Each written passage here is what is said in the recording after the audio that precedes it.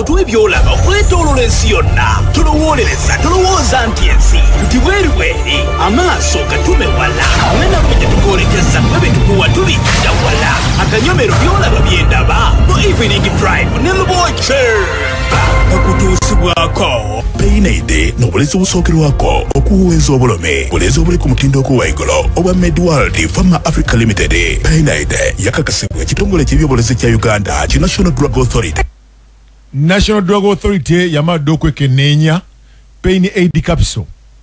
Omugongo kuluma, omutwe gukuluma, abakyala bagenda mu nsonga zimanyi bayisa obubi obulumi obwo, omugongo joint kwotadde n'eyamannyo. Kakati nomunaise Uganda bulunga sabu kutirirako wefuna Paynaid capsule ejja kubanga ekuyamba bulungi genda ku pharmacy kuli okumpe tusako byolaba byendaba. Kakati Rocky omusajja gwe bayita Ben Ali omujjukira. Ben Ali nina kye ndeeta kye Kenya. Ben Ali yasooka najja omukulembeze yaliko Ben Ali yamujjako. Ben Ali yali wa Tunisia. Njala balaga nti ensonga entono ennyo gisaako gavumenti. Akasonga katini kagisaako gavumenti. Kati Ben Ali yajjako president yaliko. Kakati Ben Ali n'agamba president yaliko. Ben Ali yali prime minister president oyo yaliko. Owa Tunisia mu gye kinaana. Kakati bw'amuggyako amugamba genda ku TV olangirire nti olina ekirwadde ogenda kufa tekigenda kumezaako naki na mwaka. Sebo Ben Ali amuggyeko kubanga General Ben Ali omugenzi agenda ku TV. Kakati bw'amala okuggyako president oyo nga president agenze ku TV agambye abantu bange nina ekirwadde sijja kusobola kumalako. Era ngenda kufa mu mwaka gumu ba dokita bangamba. Ebyo byonna bikola ali mu buwambe. Amuwambye. Amutute ku TV ayogere. Nkiraba. Kakati Ben Ali bw'amaliriza bw'ati akwata obuyinza. Ben Ali bw'akwata obuyinza naye nga president oli gwe gamba nti layira ove ku bukulembeze genda ku TV langa nti nkitadde yamala emyaka 10 president ng'akyaliwo. Oli gwe yajjako Ben Ali gwe yajjako wa Tunisia. Kakati Ben Ali abasajja be ekimugisaako kye kino kitono nnyo. Yalina opposition ng'emutawaanya naye nga temuggyako ng'etawaanya mutawaanya kubanga ono yali general mu magye. Ben Ali yali general. Kati Ben Ali wa Tunisia omuyaga ogwo gwajja ogwa 2011 Arab Spring ogujjukira ogwasuula abasajja mu Buwarabu awonna Maghreb muri Libya muri Tunisia n'abasigadde awo gwajja ne gwera. Kakati Ben Ali gwamutwaliramu gutya.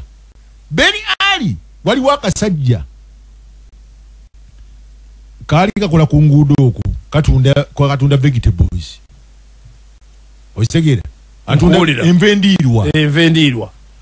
Kakati kanso nejja nekagoba n'ebintu by'akasajja ne bakola ki ne babiwamba n'okubyo ne bonna ebimu ne bakwata akasajja ne bakasiba naye nga bakakubira emizibu bambi. Ontegedde nkuwulira nga bakakubba emizibu.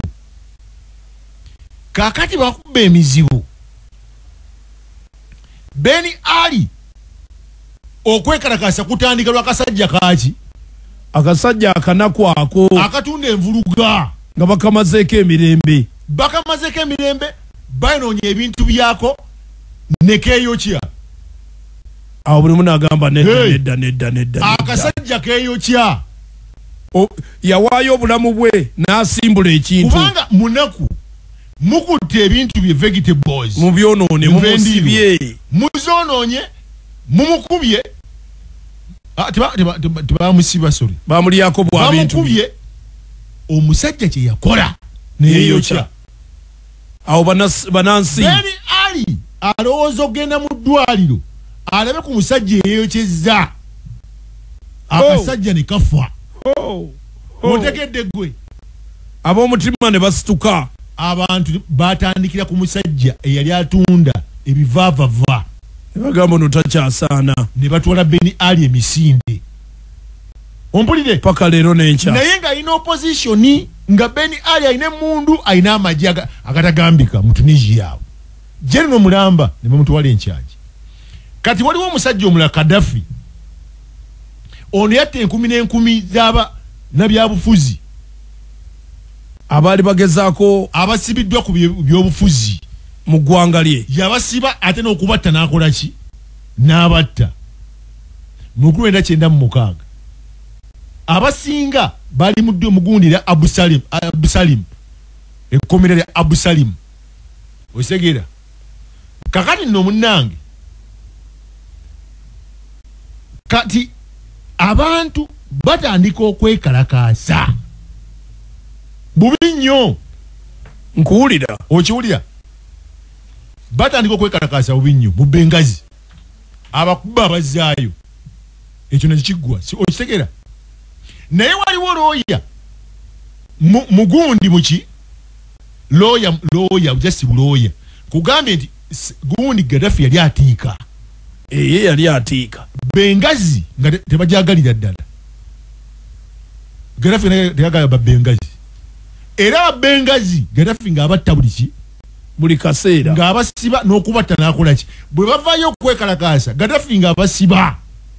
Naye nga Gaddafi makomera g'abateekamu gegali gennyini bakuteeka mu kkomera nga tewaliwo wofunira mpewo n'okutuka bukutusi n'ofa ne bakuteeka mu kkomera nga lyokya eno wansi nga bataddeyo omuliro ku bisenge ne bakuvaako emabbali bataddeyo omuliro ku bisenge. Okiwulire kati ebbugumu lyokka ne likutta oyo Gaddafi suffocation. Kati bafa olunaku lwaki olu nekikyuka yali looya bamukwata. Looya nkugambye bannabyabufuzi babakwatanga nga tewali kibaawo n'okubatta ne bakola ki ne babatta. Naye yali looya yavaako kati obuzibu bamukutte ekintu kyatabuka ne bagamba ekimala kyatandika okutokota mu Bengazi.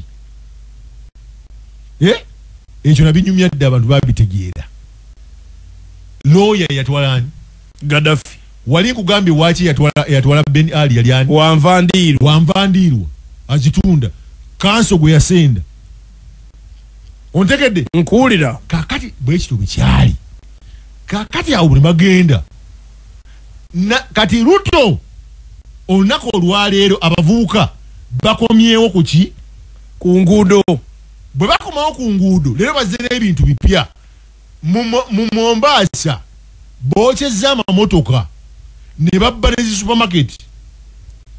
N'eddoboozi lyenkufunidde awo ojalifuna bookyezza amamotoka ne balumba amaduuka amanene ga supermarket nga bamugamba nti kasajja gwe ebintu byonna obyongezza amafuta gongeza otubuzaabuza buli kintu kyonna ebikimisa biriko emisolo gya waggulu.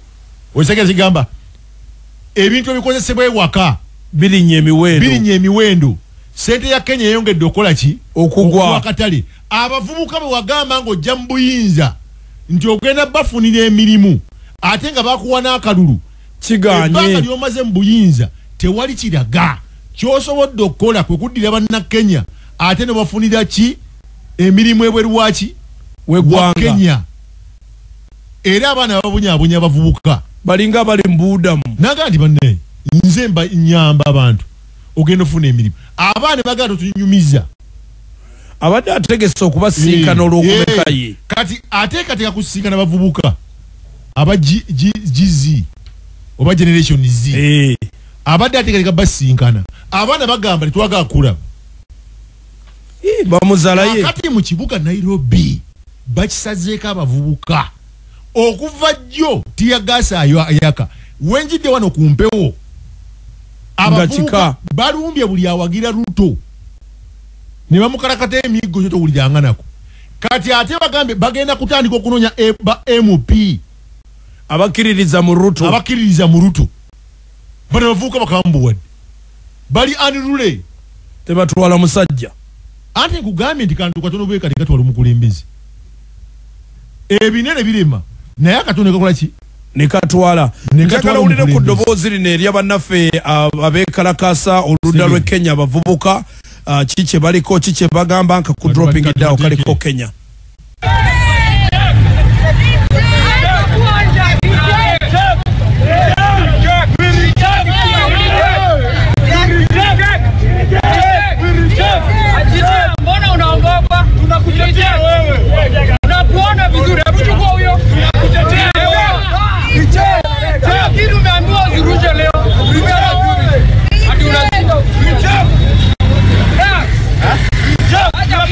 My friend, let you realize this. We are peaceful. We are supposed to protect us. Yes. Make sure your relay is down. We are on the zero level. We are peaceful. Bagamba tuli peaceful. Tetuze kola havoc. Bagamba police. Olina tukuuma. Owulidde. Ne police yeyo. N'ebyokwerinda byeyo anti kati kankunyonyi bannanga abo bakola training kika Ruto alemeddwa kimulemye nti abantu atandise okufukamira eri abantu kati bana abaana kibadde baagala afukamire bow down ani akikumamu nakugamba omusajja gwe bayita Raila Odinga eaching opponent tayogera Raila Odinga kavunza kakulya mpola mpola bamuyita batya papa bamuyita ani baba alisema baba amesema ametunguzia okuva bwe omusajja Ruto okuva bwe yava mu America ono omusajja Raila Odinga teyamukiriza tu celebrate ngavudde mu America bintu sibirungi ebirungi byonna byajja na mu America Raila Odinga teyamukiriza ku celebratinga ontegedde yamutandikirawo nga yakajja era kigambibwa mu Kenya ndi baba Raila Odinga alabika yakola ki yali mu mabega wa kino emyaka gimugenzeeko ayagala bukulembezi nga tannafa ontegedde nkuwulira kakati oba si ekyo kati vice president wa Kenya naye aliko ekizibu juga nti vice president wa Kenya musajja mugagga is a millionaire. No, in fact, not a million, is a billionaire. Musajja mugagga munonye kawe erinnya li. Musajja vice president we Kenya.